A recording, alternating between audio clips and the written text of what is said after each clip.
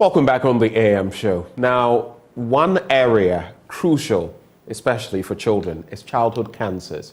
And a lot of the time, by the time we even find out, they are on the very precipice. And a foundation, the Wish4life Foundation, has come into the picture over the last few years, and they are doing some amazing things. It's an organization seeking to actually put up the biggest, most ultra-modern edifice or facility, I should say, when it comes to treating these childhood diseases in Africa. Well, we have the founder of that foundation in the studio with us, Dr. Tripit Tanya. She's a pediatric oncologist. She joins the conversation in the studio. Doc, good morning. Good morning. Thank you for having me. Thanks for coming one more time. It's been a number of weeks now since the last time you came here, I think over a month.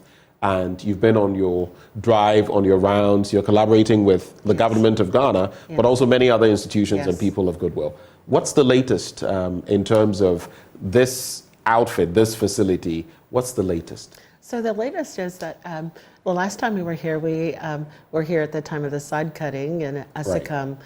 And so since that time, we've completed the geotechnical assessment, the topographic survey of the site. And so we're ready now to begin to put the fence around the perimeter of the property and then begin to clear. So we'll start that in January. Also in October, we launched the Voices for Life campaign. Okay. And this is an important campaign. What it symbolizes to the world is that if we have a collective will of each citizen, and each citizen gives 50 Ghana cedis, and in the United States, $5, then if we reach everybody in the United States and in Ghana and Europe, then the hospital will be built. Obviously, we're going to be fundraising beyond that, but it's important that the community joins together to say that children's lives are important, and that's really the symbolism of all of this. And also it's a sign that the global community is shifting. It's shifting towards protecting its most vulnerable citizens, which are children, and I think that's remarkable. And what is the latest in terms of finances? Because that is the backbone of this project. There is some commitment from the government of Ghana, but there are also commitments from other bodies. Like you've mentioned, if all of us put in something in the kitty, it would be done much quicker than expected. But what's the state of that? So the state that we're looking at all groups of persons, corporations, high net individuals, multinational corporations.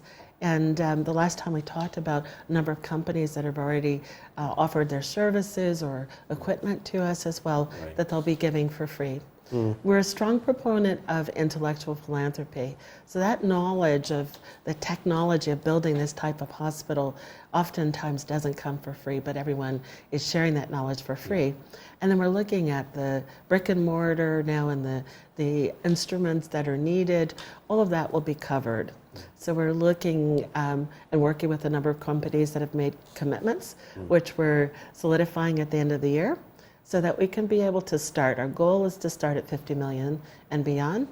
And when you say 50 million, what do you mean? Please so specify. that means USDs. And so what that means is that will get us through the foundation of the hospital moving forward, and we'll have ongoing fundraising. What we want to do is we want to start on time, and we want to complete on time and under budget. That's our goal. This is a pretty ambitious project. So just walk us through, what are the timelines? When are we hoping to get this to hit the ground in terms of the foundation and everything? And then after that, I'd like to know, just reiterate for us, because this is going to cost, if I'm not mistaken, $200+ million. What are the real figures we're looking at? Yeah, so what we're looking at is, in terms of timelines, the team will go in and begin to clear the property, which will take about 2 to 3 months. So that will be the first quarter. Our goal is to start the beginnings of construction in the second quarter of 2024, and then we'll be looking at a 2-year build.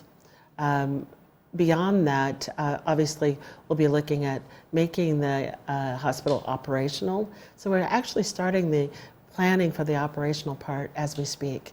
So there are companies that are coming in from Ghana and other places to help us for when the doors open, being ready when the doors, when the construction is complete. Right. And in terms of, yes, the sums of money, you're saying that over time, Yes. contributions are going to come in. Yes. How can individuals, how can someone watching, because sometimes it takes that personal experience for people to Absolutely. say, there's this lady I know who was on my show a long time ago. She had a personal experience with this, and now she's done so much work at the Kolibu Teaching Hospital, Yes. helping. Her name just escapes me, but I'm Yes. even sure you may know. Yes, You may yes. know the person I'm speaking Yes. with. But Yes. beyond that, someone may be watching and thinking, how can I help? How can I push this forward? Because in the end, you don't know who will be affected That's right. in the future. How do That's right. people go about it? So even if you have not been personally affected by cancer, there is an opportunity to help. And so the way that we ask each person to do so is to share their name, and then also a gift that's a small gift, 50 Ghana cedis. And we have platforms with which everyone can access. You can see on the camera Right. all mobile money outlets. Star 718, star 25, star 958 with the hashtag is a way to give. It's very simple. You can do it on your phone. Also, we have access through our website for the Ghana campaign. The money that's raised in Ghana stays in Ghana, doesn't go back to the United States. And so that's on www.wish4life.org or www.thevoicesforlife.com. Okay, So it's thevoicesforlife.com forlife.com. or wishforlife.org. That's right. The Wish for Life, is it wish and F-O-R or wish It's with the wish, number, the number 4? 4. Right, so wish with the number 4. Yes, and the then voice is for, F-O-R. Okay. So moving forward, it's an exciting project. It's going to be the biggest on the continent from the way we see it, or at least the way it's been That's right. projected. What next? What So- next? so- What are your expectations going into the next 3 months? Groundbreaking and all of that. What next? So what we're going to look at is a widening of the campaign. You may see us here a little bit more frequently.